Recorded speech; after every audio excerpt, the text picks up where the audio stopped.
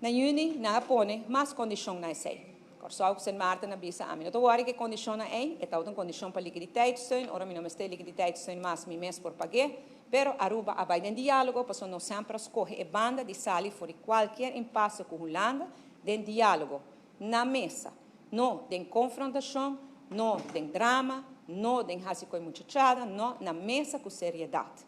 Então, se sigue negociar, no momento Holanda a impone, maneira que staatssecretários van Huffelen a publicar, dia 24 de junho último, 3 condições.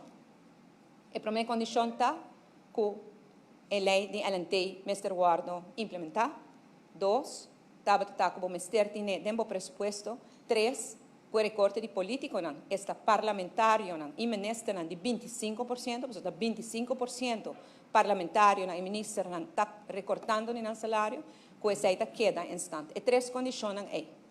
Queste mi ha informato al Parlamento imediatamente e messo un dia che 2 dias condiziona aqui tá nella area que o Parlamento tem que atender e a mim como ministro na cabeça de governo não pode comprometer-me mesmo com Holanda arriba ponto não que está nella área de trabalho e responsabilidade e autoridade de Parlamento.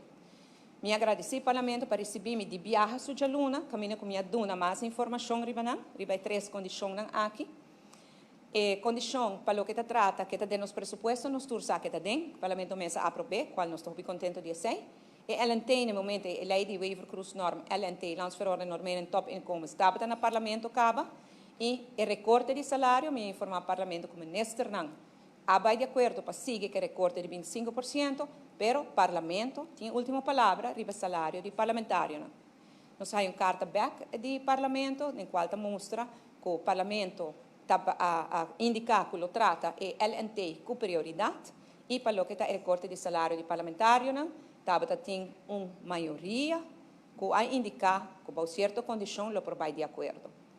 Com esse e que compromisso do governo para não estar a seguir corta, nós seguir trabalhando em direção para nos cumprir 3 condições.